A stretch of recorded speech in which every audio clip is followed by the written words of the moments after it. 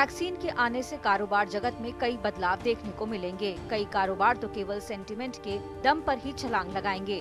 कुछ कारोबार इसका हिस्सा बनकर मुनाफा कमाने का मौका हासिल करेंगे। इन सबसे ज्यादा हेल्थ केयर और रियल एस्टेट सेक्टर के साथ ही शेयर मार्केट को मिलना तय है।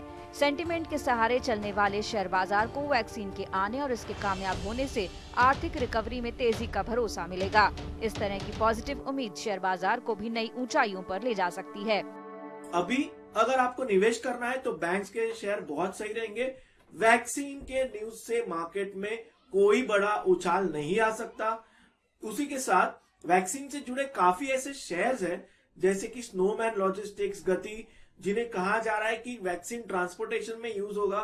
वो ऑलरेडी आप देख रहे हैं कि ट्रांसपोर्टेशन शुरू भी नहीं हुआ, बट भाव आपको आने वाला कल आज दिखा रहा है।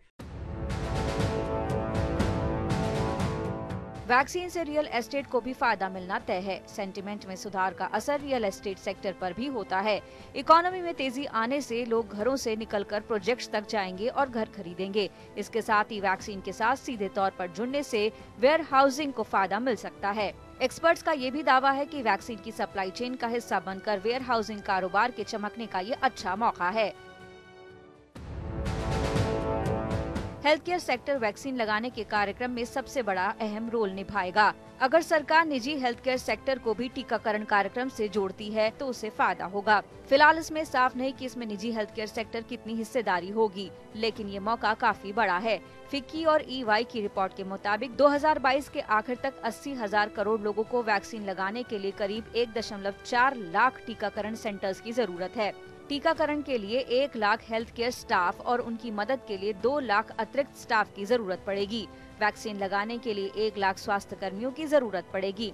इनमें से 60-70 हजार सरकारी स्वास्थ्य केंद्रों के स्वास्थ्य कर्मी हो सकते हैं, लेकिन कुछ राज्यों में सरकारी स्वास्थ्य केंद्रों की संख्या कम होने की वजह से उन राज्यों में प्रशिक्षित स्वास्थ्य कर्मियों की जरूरत पड़ेगी। ऐसे राज्यों में बंगाल, बिहार, मध्य प्रदेश, उड़ीसा, उत्तर प्रदेश और असम शामिल हैं। रिपोर्ट के मुताबिक भारत में 40-45 लाख सक्रिय स्वास्थ्य कर्मी हैं। वहीं सामुदायिक स्तर पर काम करने वाले स्वास्थ्य कर्मियों की संख्या 20 से 30 लाख है। रिपोर्ट में कहा गया है कि टीकाकरण के लक्ष्य को हासिल करने के लिए तय संख्या में स्वास्थ्य कर्मियों को ट्रेनिंग भी देनी होगी। अगर मौजूदा इंतजामों की बात करें तो फिर देश में 25 से 30 हजार सरकारी अस्पताल हैं। भारत में 2.5 लाख प्राथमिक स्वास्थ्य केंद्र हैं और इनमें से 80 से 90% केंद्रीय ग्रामीण क्षेत्रों में हैं, जिससे ग्रामीण इलाकों में वैक्सीन लगाने में मदद मिलेगी। 70% निजी हेल्थ केयर सेंटर वैक्सीन लगाने में अपने स्टाफ की सेवा देने के पक्ष में है। हालांकि अस्पतालों और पैथ लैब्स अपनी सेवाएं देने के लिए तैयार हैं, लेकिन सरकार ने इस पर अभी तक कोई फैसला नहीं लिया है। ये वैक्सीनेशन प्रोग्राम सफल तब माना जाएगा जब एक निश्चित समय में ज्यादा से ज्यादा लोगों को वैक्सीनेशन के लिए टारगेट किया जाए। मौजूदा रिसोर्सेज के साथ साथ ये तब संभव है जब देश के कोने कोने में लोगों को वैक्सीनेट करने के लिए प्राइवेट हेल्थ केयर कंपनीज को साथ लिया जाए। अगर हम कोल्ड चेन मेंटेनेंस की भी बात करते हैं तो इसमें प्राइवेट हॉस्पिटल और पैथ लैब सरकार के सहायक के रूप में काम कर सकते हैं। ट्रेंड पैरामेडिकल स्टाफ उपलब्ध कराकर और साथ ही साथ पॉसिबल साइड इफेक्ट के मैनेजमेंट में महत्वपूर्ण भूमिका निभा सकते हैं।